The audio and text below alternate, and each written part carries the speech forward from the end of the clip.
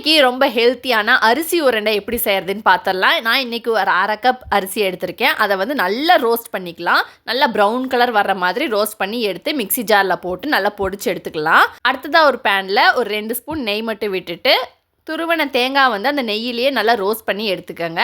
அதுவும் நல்ல ஒரு brown colour golden brown colour வரும்போது நம்ம பொடிச்சு வச்சுருக்கிற அந்த அரிசி பவுடரை வந்து இது கூட சேர்த்து நல்லா மிக்ஸ் பண்ணி விட்டுக்கலாம். இது கூட இனிப்புக்கு கரும்பு சர்க்கரை நான் இன்னைக்கு சேர்த்துருக்கேன். வெள்ளை சர்க்கரை சேர்க்கறதுனாலும் சேர்த்து நல்லா இந்த மாதிரி மிக்ஸ் பண்ணி விட்டுக்கோங்க. இப்போ ஸ்டவ் ஆஃப் பண்ணி நம்ம இதை கீழே இறக்கி வச்சிடலாம்.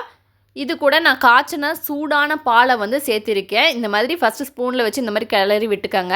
கையில் பிடிச்சி பாருங்கள், நம்மளுக்கு வந்து அந்த மாவு பிடிக்க வரணும். அந்த ஸ்டேஜ் வரும்போது நம்ம ஒரு 2 ஸ்பூன் பாலை வந்து லைட்டாக இந்த மாதிரி ஊற்றி பிசைஞ்சு விட்டுக்கோங்க.